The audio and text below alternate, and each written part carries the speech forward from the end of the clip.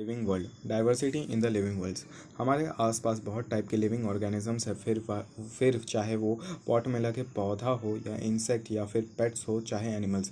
हमारे आसपास और भी कई तरह के ऑर्गेनिज्म है जिसे हम नेकेड आई से नहीं देख सकते हैं। अगर हम ऑब्जर्वेशन के एरिया को बढ़ाते हैं तो हमें और भी ज़्यादा रेंज और वैरायटी के ऑर्गेनिज्म दिखेंगे। अगर हम डेंस फॉरेस्ट की बात करें तो वहाँ ज़्यादा नंबर ऑफ टाइप्स के ऑर्गेनिजम्स मिलेंगे। हर प्लांट एनिमल ऑर्गेनिज्म जिसे हम देखते हैं वो अलग अलग स्पीशीज़ को रिप्रेजेंट करते हैं।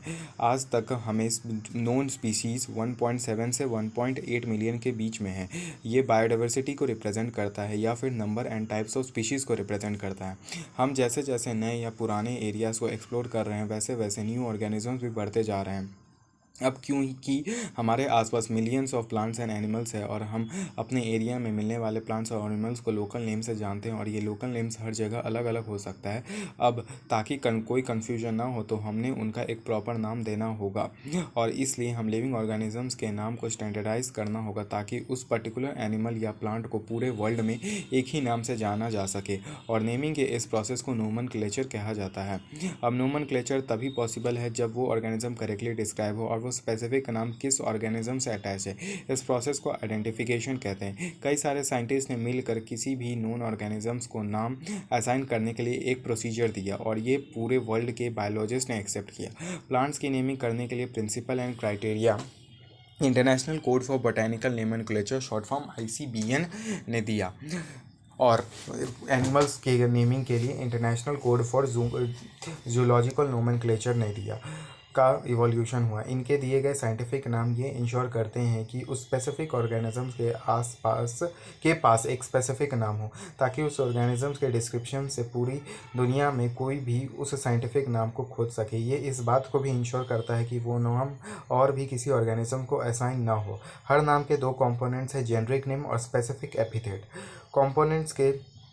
दो कंपोनेंट्स की मदद से नेमिंग करने के सिस्टम को बाइनोमियल नोमेनक्लेचर कहते हैं और ये नेमिंग सिस्टम कैरोलस लिनेनियस ने दिया और ये सिस्टम पूरे दुनिया के बायोलॉजिस्ट फॉलो करते हैं। ये कन्वीनियंट था, जैसे कि मैंगो का साइंटिफिक नाम मैंगोफेरी इंडिका है। यहाँ मैंगीफेरा जीनस को और इंडिका उस पर्टिकुलर स्पीशीज़ को रिप्रेजेंट करता है। नोमेनक्लेचर की ये स्टेप्स है। बायोलॉजिकल नेम्स जनरली लैटिन में होते हैं और इटैलिक्स में लिखे जाते हैं। बायोलॉजिकल नेम में फर्स्ट वर्ड जीनस को रिप्रेजेंट करता है और सेकेंड कॉम्पोनेंट स्पेसिफिक एपिथेट को रिप्रेजेंट करता है। दोनों बायोलॉजिकल नाम को जब लिखा जाता है तो अलग अलग अंडरलाइन किया जाता है और प्रिंट इटैलिक्स में किया जाता है ताकि इसके लैटिन ओरिजिन को इंडिकेट किया जा सके। फर्स्ट वर्ड जो जीनस को डिनोट करता है वो कैपिटल लेटर से स्टार्ट होता है और स्पेसिफिक एपिथेट स्मॉल लेटर से स्टार्ट होता है। मैंगीफेरा इंडिका कुछ इस तरह से स्पेसिफिक एपिथेट के बाद ऑथर के नेम आते हैं। एग्जाम्पल मैंगीफेरा इंडिका लिन। यह लिन का मतलब है कि लिनेनियस वो फर्स्ट आदमी था जिन्होंने उस स्पेसिफिक स्पीशीज़ को सबसे पहले डिस्क्राइब किया था। मॉडर्न टेक्सोनॉमी स्टडीज़ के लिए ज़रूरी है कि हम उस ऑर्गेनिज्म की एक्सटर्नल और इंटरनल स्ट्रक्चर के साथ हमें सेल स्ट्रक्चर का भी और इकोलॉजिकल इन्फॉर्मेशन और डेवलपमेंट प्रोसेस के बारे में पता होना चाहिए। इसलिए कैरेक्टराइजेशन, आइडेंटिफिकेशन, क्लासिफिकेशन और नोमेनक्लेचर प्रोसेस टेक्सोनॉमी के बेसिस है। ह्यूमंस अपने यूज़ के लिए हमेशा से अलग अलग ऑर्गेनिजम्स के बारे में जानना चाहते हैं क्योंकि पहले के टाइम पर बेसिक नीड्स की सोर्स को ढूंढ रहे थे। इसलिए पहले की क्लासिफिकेशन उस पर बेस्ड थी कि कौन सा फूड है, कौन सा शटल है और कौन सा क्लोथिंग है। ह्यूमन सिर्फ अलग अलग ऑर्गेनिजम्स को ही जानने में इंटरेस्टेड था नहीं तो बल्कि वो तो इसमें भी इंटरेस्टेड थी कि उन ऑर्गेनिज्म के आसपास में क्या रिलेशन है। और इस ब्रांच को सिस्टमैटिक कहा गया। वर्ड सिस्टमैटिक लैटिन वर्ड है, सिस्टमा से आया है जिसका मतलब सिस्टमैटिक अरेंजमेंट ऑफ ऑर्गेनिज्म है। लिनेनियस ने अपना पब्लिकेशन का नाम सिस्टमा नेचर रखा। सिस्टमैटिक्स को बाद में आइडेंटिफिकेशन, नोमेनक्लेचरल क्लासिफिकेशन को इंक्लूड करने के लिए बड़ा किया गया था। सिस्टमैटिक्स ऑर्गेनिजम्स के लिए इवोल्यूशनरी रिलेशनशिप का पता करता है। Taxonomic categories classification single step process नहीं है, इसमें बहुत सारे हायरार्की ऑफ स्टेप्स इन्वॉल्व है, जिसमें हर स्टेप एक रैंक या कैटेगरी को रिप्रेजेंट करता है। क्योंकि कैटेगरी पूरे टेक्सोनॉमिक अरेंजमेंट का पार्ट है, इसलिए इस टेक्सोनॉमिक कैटेगरी को कहते हैं और ये सब साथ मिलकर टेक्सोनॉमिक हायरार्की बनाते हैं। हर कैटेगरी क्लासिफिकेशन की यूनिट है, इनफैक्ट ये रैंक को रिप्रेजेंट करते हैं और इस कॉमनली नोन टेक्सॉन टर्म दिया गया है, जिसका प्लूरल टेक्सा है। टेक्सोनॉमिक कैटेगरी और हायरार्की को एक एग्जांपल से दिखाया जा सकता है। इंसेक्ट एक ग्रुप ऑफ ऑर्गेनिज्म को रिप्रेजेंट करता है जो कुछ कॉमन फीचर शेयर करता है, जैसे 3 पेयर्स ऑफ जॉइंट लेग्स। इसका मतलब इंसेक्ट्स रिकग्नाइजेबल है कॉन्क्रीट ऑब्जेक्ट्स जैसे, जिसको क्लासिफाई किया जा सकता है और इसलिए इन्हें एक रैंक या कैटेगरी दिया गया है। एक ग्रुप कैटेगरी को रिप्रेजेंट करता है, फिर कैटेगरी रैंक को रिप्रेजेंट करता है और हर एक रैंक एक टेक्सॉन यूनिट ऑफ क्लासिफिकेशन को रिप्रेजेंट करता है। ये टॉक्सोनॉमिक ग्रुप या कैटेगरीज अलग अलग बायोलॉजिकल एंटिटीज़ है और ना कि सिर्फ माइक्रो मॉर्फोलॉजिकल एग्रीगेट्स। सारे नॉन ऑर्गेनिजम्स के डेवलपमेंट की वजह से कॉमन कैटेगरीज जैसे कि kingdom, phylum, division, class, order, family, genus और स्पीशीज़ का डेवलपमेंट हुआ। स्पीशीज़ उन सारे ऑर्गेनिजम्स वो भी जो प्लांट या एनिमल किंगडम में आते हैं उनका लोएस्ट कैटेगरी है। ऑर्गेनिजम्स को वेरियस कैटेगरी में रखने के लिए हम उस ऑर्गेनिजम्स के कैरेक्टर या फिर उस ग्रुप के कैरेक्टर्स पता होना चाहिए। ये हमें same kind of group of के इंडिविजुअल के बीच में सिमिलैरिटीज़ और डिससिमिलैरिटीज़ को आइडेंटिफाई करने में हेल्प करता है। स्पीसीज टेक्सोनॉमिक स्टडीज़ एक इंडिविजुअल ऑर्गेनिजम्स के ग्रुप को जिनके बीच फंडामेंटल सिमिलैरिटीज़ हो उसे स्पीशीज़ कहते हैं, ताकि कोई भी किसी भी एक स्पीशीज़ के ऑर्गेनिजम्स को दूसरे क्लोजली रिलेटेड स्पीशीज़ के बीच में उसके मॉर्फोलॉजिकल डिफरेंस के बेसिस पर डिफरेंस बता पाए।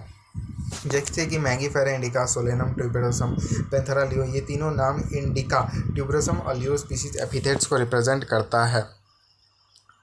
मैंगीफेरा, सोलेनम एंड पैंथेरा जेनरे हैं जो कि और भी हायर लेवल के टेक्सॉन या कैटेगरी को रिप्रेजेंट करता है। हर जीनस के पास एक से ज़्यादा स्पेसिफिक एपिथेट्स हो सकते हैं, जैसे कि पैंथेरा के पास एक दूसरा स्पेसिफिक एपिथेट है टिग्रिस और सोलेनम में निग्रम और मेलोंजीना आते हैं। ह्यूमन बींग स्पीशीज सेपियंस को बिलोंग करते हैं जो कि जीनस होमो में ग्रुप्ड है, इसलिए ह्यूमन का साइंटिफिक नेम होमो सेपियंस है। जीनस रिलेटेड स्पीशीज़ के ग्रुप में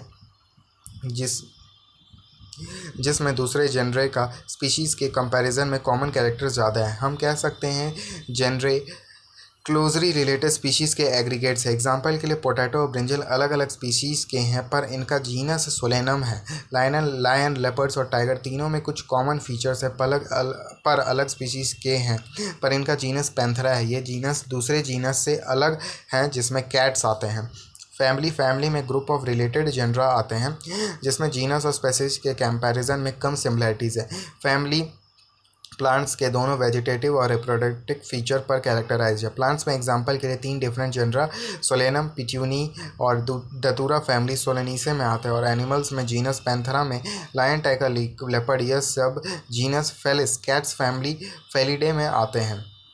वैसे ही कैट्स और डॉग्स के फीचर्स को अगर ऑब्जर्व करते हैं इनमें कुछ सिमिलैरिटीज़ और डिससिमिलैरिटीज़ भी मिलते हैं, इसलिए इन्हें 2 अलग अलग फैमिली में प्लेस किया गया है, एक को फेलिडे और दूसरे को कैनिडे में। कैनिडे डॉग्स के लिए और फेलिडे कैट्स के लिए।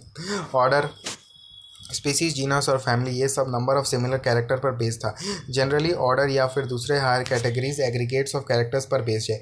ऑर्डर फैमिली से हायर कैटेगरी है जो कि फैमिलीज को असेंबलेज से बना है जो कि फ्यू सिमिलर कैरेक्टर एग्जिबिट करता है। इसमें फैमिली के अदर जेनरा के कंपैरिजन में नंबर ऑफ सिमिलर कैरेक्टर्स कम है। प्लांट फैमिली जैसे कि कॉनवोल्वुसिए, सोलानेसी ऑर्डर पॉलीमोनियल्स में आते हैं वो मेनली फ्लोरल कैरेक्टर्स पर बेस्ड हैं। एनिमल्स में फेलिडे और कैनिडे फैमिली ऑर्डर कार्निवोरा में आते हैं। क्लास, इस कैटेगरी में रिलेटेड ऑर्डर आते हैं जैसे कि ऑर्डर प्राइमाटा जिसमें मंकी, गोरिल्ला और गिब्बन आते हैं। ये सब क्लास मेमेलिया में आते हैं और भी कार्निवोरा जैसे टाइगर, कैट और डॉग भी इसी क्लास में आते हैं। क्लास मेमेलिया में और भी ऑर्डर आते हैं।